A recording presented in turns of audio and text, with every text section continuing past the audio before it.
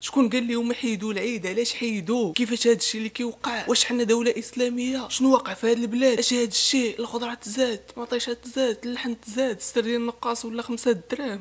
العاهل المغربي الملك محمد السادس يوجه بعدم إقامة شعيرة ذبح الأضاحي في عيد الأضحى هذا العام. غيب شويه عليك، غيب شويه وبالعقل وبالمنطق. انت كتقول علاش حيدوا العيد، خاصك تمشي تقلب وتعرف انت علاش حيدوا العيد. راه كاينه ازمه اقتصاديه. السبب تراجع كبير في أعداد الماشية نتيجة ما يواجهه المغرب من تحديات مناخية واقتصادية. راه انت تقدر تعيد تمشي تشري عيد ديالك، يعني تشريه ب 5000 درهم 3000 درهم، تشري حتى بمليون، ما كاينش الاشكال، غادي تعيد. ولكن في نفس الوقت راه كاينين الناس ما معيدينش، يعني الا كانت فيك شويه ديال الانسانيه، بغض النظر على القرار الملكي، بغض النظر على انهم حيدوا العيد، الا كانت فيك شويه ديال الانسانيه راه ما يمكنش انه انت تجيب الاضحيه وتذبحها حدا جارك وهو ما معيدش وانت كتشوي في القطبان وكذا. هذا هو الواقع ديالنا، يعني غير في العام اللي فات راه كاينين الناس معيدين وكاينين الناس ما معيدينش في نفس الوقت. عيد الاضحى واحد من اهم الاعياد في المغرب، ولكن في بعض الاحيان كتكون ظروف استثنائيه اللي كتخلي الدوله تقوم بالالغاء ديال العيد. هذا الشيء غالبا كيوقع باسباب الجفاف، ملي كتكون سنوات الجفاف متتاليه. كما كتعرفوا البلاد ديالنا راه غبرات عليها الشتاء، ما شفناش بزاف ديال الحوايج كنا موالفينهم. راه في واحد الوقت شهر جوج كتكون الشتاء خيط من السماء، ولكن في هذه الاعوام كما كتعرفوا راه الشتاء ما بقاتش كتكون، وكذلك الثروه الحيوانيه كتولي قليله بزاف والثمن ديالها كيولي غالي. في بعض الاحيان كتكون ازمات اقتصاديه اللي كتخلي الناس ما يقدروش يشريوا الاضاحي، وبالتالي الدوله شنو كدير؟ كتفكر في الغاء العيد باش تخفف عليهم. الاوبئه في بعض المرات كيكونوا شي اوبئه اللي كيصيبوا المواشي، وهكا كتفكر الدوله باش تلغي هذا العيد باش تحمي الصحه ديال المواطن. شنو كيوقع ملي كيتلغى العيد؟ اولا قرار الغاء عيد الاضحى كيكون قرار ملكي وكيتم الاعلان عليه بشكل رسمي. الناس كتكون متفاهمه للوضع، ولكن في نفس الوقت كيكون عندهم الحزن لان العيد مناسبه دينيه واجتماعيه مهمه. الدوله كتحاول توفر بدائل للناس بحال تقديم دعم مالي للاسر المحتاجه. بعض الامثله ديال الغاء عيد الاضحى في المغرب: في سنوات 1963 1981 و 1996 تم الغاء عيد الاضحى في المغرب بسبب الجفاف. ردود فعل المغاربه: في بعض الاحيان قرار الغاء العيد كيخلق جدل بين الناس، حيت كاين اللي كيتفهم الوضع وكاين اللي كيعتبروا قرار صعيب. ولكن بشكل عام المغاربه معروفين بالتضامن والتفاهم ديالهم للظروف الصعبه. كنتمنى انه تكون استفدتي من هذا الفيديو، واخا قصير، وتكون خديتي منه بعض الحوايج اللي غادي ينفعوك وبعض الحوايج اللي غيخليوك تعرف علاش تلغى هذا العيد.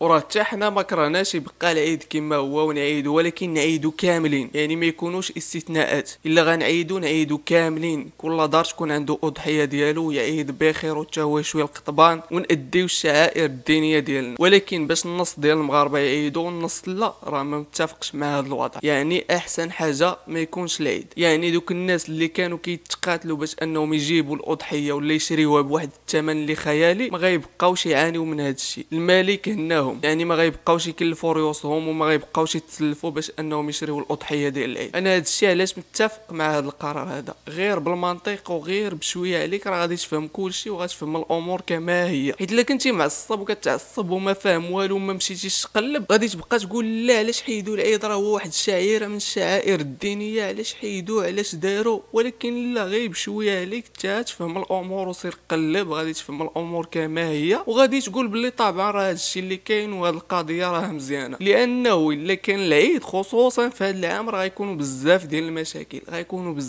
المشاكل، وغيكونوا الناس ما غيعيدوش، ما عندهمش باش يعيدوا. غتلقى الراجل شانق راسو في شي قنت، راه هذا هو الواقع. كتلقى شي ناس راه في شكل راه ما واعينش، راه ما كتكونش عنده الاضحيه كيقول لا علاش انا ما عنديش، علاش هذاك لا، وكيزيرو التضارهم. مثلا واحد مزوج بوحده في شكل، تبقى تقول ليه لا ما جبتيش ليا العيد، فين هو العيد، راه الناس غيعيدوا حنا لا. بشويه عليك ما عندكش العيد ما تعيدش. ولكن حنا لا، الناس عندنا في شكل ما كيفكروش بهذه الطريقه. كون كانوا كيفكروا بهذه الطريقه لا باس، نقولوا ما كاينش المشكل، ولكن ما كيفكروش بهذه الطريقه بتاتا. فاش كيقرب العيد راه كتشوفوا مشاكل ديال بصح اللي ما عمركم شفتوها، وكتشوفوا السرقه في الاسواق. بنادم كيشفر حولي باش يعيد به، انت شفرتي حولي وباغي تعيد به، ولا شريتي حولي بالربا، يعني تسلفتي باش تشري حولي باش تعيد به. هنا غادي نتسائلوا واش بعدا هذا العيد ديالك مقبول؟ راه انت ضحيتي كليتي اللحم شويتي القطبان، ولكن واش دايز ليك داك العيد؟ واش دايز ليك؟ ما تنساش الا عجبك الفيديو تخلي لي واحد كومونتير وسبسكرايب وتفعل الجرس باش يوصلك الجديد.